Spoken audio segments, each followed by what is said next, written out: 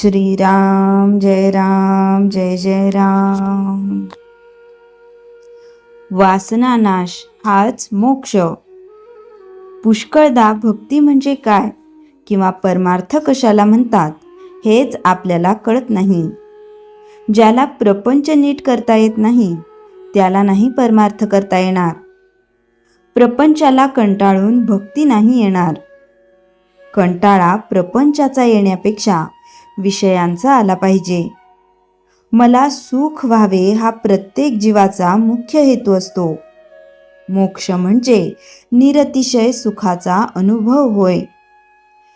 जिवंतपणी मिळालेली अत्यंतिक सुखाची स्थिती अशी मोक्षाची व्याख्या करता येईल.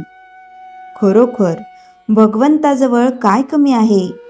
एक आपले मन त्याला द्यावे आणि त्याची श्रद्धायुक्त भक्ती करावी. काळजी करणे म्हणजे भगवंतावर भरवसा नसणे होय. प्रारब्धावर देह टाकणे ही खरी संन्यास वृत्ती होय. वासना न ठेवता आपल्या हातून कर्मच होत नाही त्याला काय करावे? माझे समाधान माझ्याजवळ असताना दुसरीकडे ते मिळेल असे आपल्याला वाटते, हेच आपले चुकते.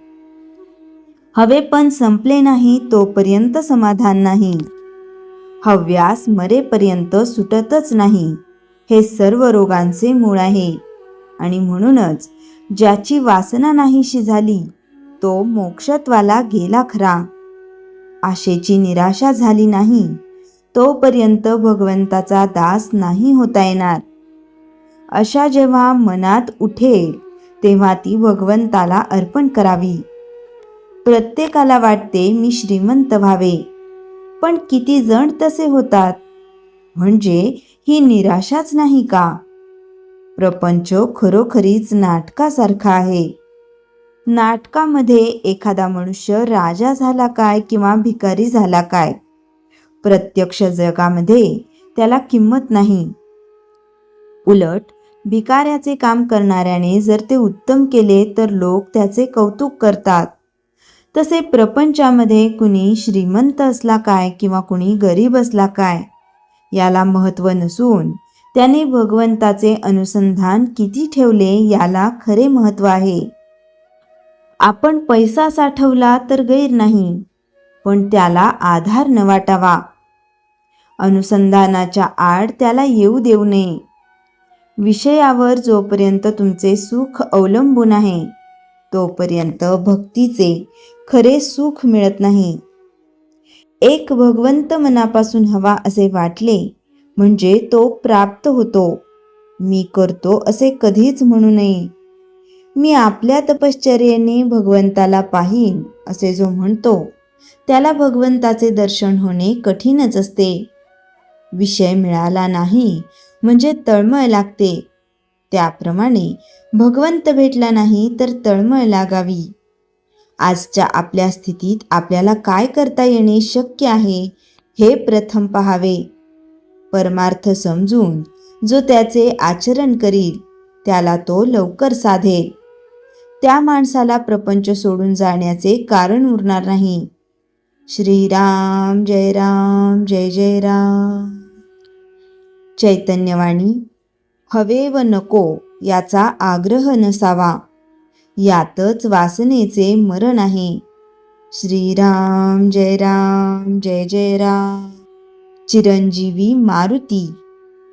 रामरायांनी सर्व वानरांना सीतामाईचा शोध करायला सांगितले. जो तो करून शोधासाठी निघून गेला. परंतु मारुती अति बुद्धिमान. त्याने सीतेला कसे ओळखायचे म्हणून विचारले. त्यावर श्रीरामांनी तिचे पुष्कळ वर्णन केले. ती सुंदर आहे म्हणून सांगितले, परंतु स्त्री कशी दिसते हेच त्याला माहीत नाही. तेव्हा श्रीराम प्रभू त्याला म्हणाले, तुला मी काय सांगतो हे कळलेले दिसत नाही. तू आता एकच गोष्ट लक्षात ठेव.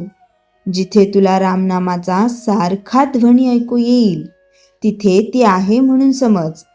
तेव्हा ती खूण मारुतीरायाला पटली. ज्याला भगवंताच्या नामाची खूण मनापासून समजली त्याच्या जन्माचे सार्थक झाले त्याचा परमार्थ सफल झाला आणि त्याला जगात मिळवायचे बाकी असे काही राहिलेच नाही.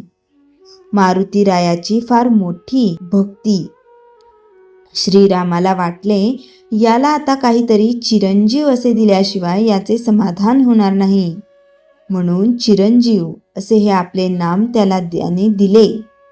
त्यामुळे त्या नामाबरोबर मारुतीही चिरंजीव झाला. सर्व संतांचे सांगणे आहे की मनापासून भगवंताचे नाम घ्या आणि आपले कर्तव्य कर्म करा. समर्थ रामदास हे मनोभावे रामाचे दास झाले, म्हणून ते समर्थ होऊ शकले.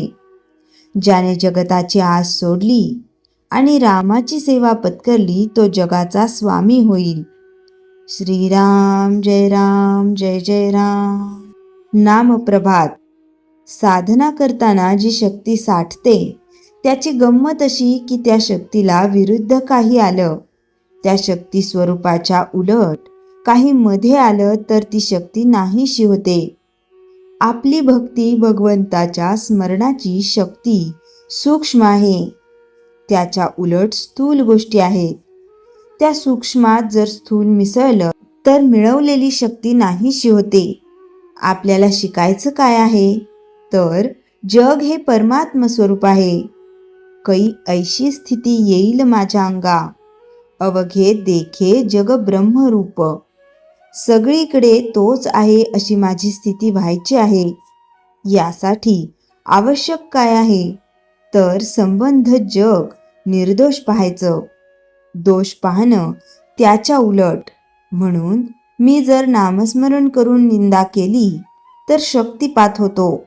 समजा तास 2 तास उत्तम जप झालेला आहे आणि मग बाहेर आल्यावर तुमची सून काय करते, तुमच्याशी नीट वागत नाही का, तुमचा मुलगा काय करतो, अहो अलीकडे काळ बिघडलाय, हे झालं की तासभर केलेला जप हवा होऊन जातो. याशिवाय जर एखाद्या माणसाचा द्वेष केला तरी हेच होणार.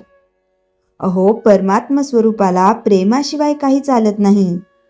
आमच्या लहानपणी आम्ही काळ, काम, वेगाची उदाहरणं शिकलो, त्यात काय असे. पण एक पाण्याचा हौद आहे, त्याला वरून 2 तोट्या पाणी सोडतात आणि खालून 4 तोट्या पाणी रिकामं करण्याच्या आहेत. काय होईल, पाणी साठेल का, फक्त ओल राहील. तसं नाम घेऊन जर अशा गोष्टींमध्ये वाया घालवला तर केवळ थोडीशी ओल राहील. फार तर पुढच्या वर्षी गोंदावल्याला दर्शनाला यावं एवढी इच्छा राहील, पण त्यापुढे साधनात पाऊल पडणार नाही. हे असं होऊ देऊ नका. शक्तिपातापासून साधकाने फार जपणं आवश्यक आहे. पूज्य बाबा बेलसरे, प्रवचनोत्सव 1990.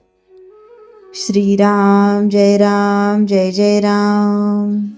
जयाच्या जनी जन्मनामार्थ झाला, जयाने सदा वासनामात केला, जयाच्या मुखी सर्वदा नाम कीर्ती, नमस्कार तया ब्रह्मचैतन्य मूर्ती. श्रीराम जय जय राम. जानकी जीवन स्मरण जय जय राम.